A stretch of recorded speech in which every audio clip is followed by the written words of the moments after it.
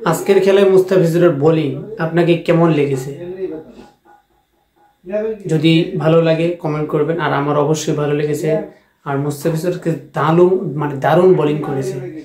আর আজকে সে 4 ওভার বল করে 2টা উইকেট নিয়ে সে 22টি রান দেয়। আর সে আবারও কিন্তু এবারের আইপিএলের উইকেটে 1 নম্বরে আসলো। তার মানে হচ্ছে তার উইকেট দাঁড়ালো 4 ম্যাচে 9টি।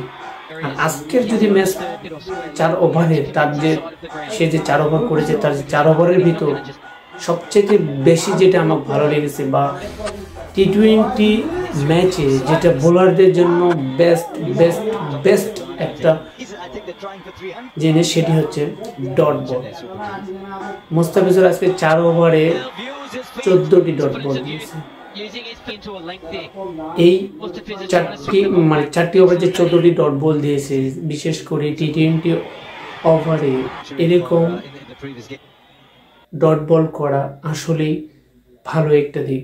তবে বিশেষ করে ইন্ডিয়ান প্রিমিয়ার লিগ আইপিএলে এত বড় একটা আসরে মুস্তাফিজুর রহমান যে এত সুন্দর বোলিং করবে আসলে ধারণার বাইরে ছিল। তবে মুস্তাফিজুর রহমান যে ডট বল করেছে একেবারেই অস্বাভাবিক। আর বিশেষ করে আজকে বিশেষ করে যে হয়তো মুস্তাফিজুর রহমান আরেকটা উইকেট পেত, ধোনির হাতে একটি ক্যাচ ছিল, যদিও ক্যাচটি ধরতে পারেনি, কিন্তু মুস্তাফিজুর রহমানের বোলিংটা ছিল অসাধারণ।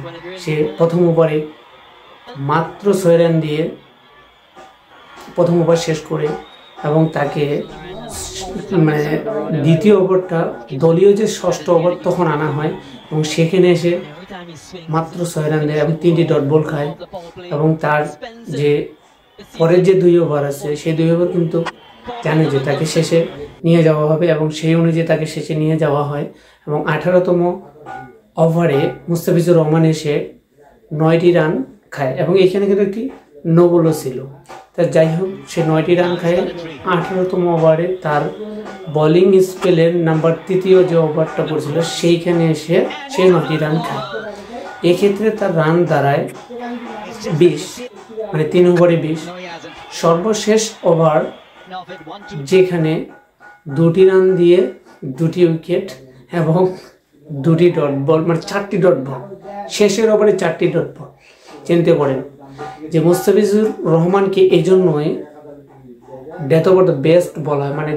ডেথ ওভারের জন্য মুস্তাফিজুর রহমান একেবারে পারফেক্ট, এবং সেই কাজটি চেন্নাইয়ের ক্যাপ্টেন ঋতুরাজ করে দেখিয়েছেন। আর সেই ফলটাও কিন্তু আমাদের মুস্তাফিজুর রহমান দিয়েছেন। তো যাই হোক, মুস্তাফিজুর রহমানের বোলিং অসাধারণ, এবং এ পর্যন্ত 4 ম্যাচ খেলে আইপিএলের মোস্ট উইকেট টেকারের ভিতর 1 নম্বরে আছেন মুস্তাফিজুর রহমান।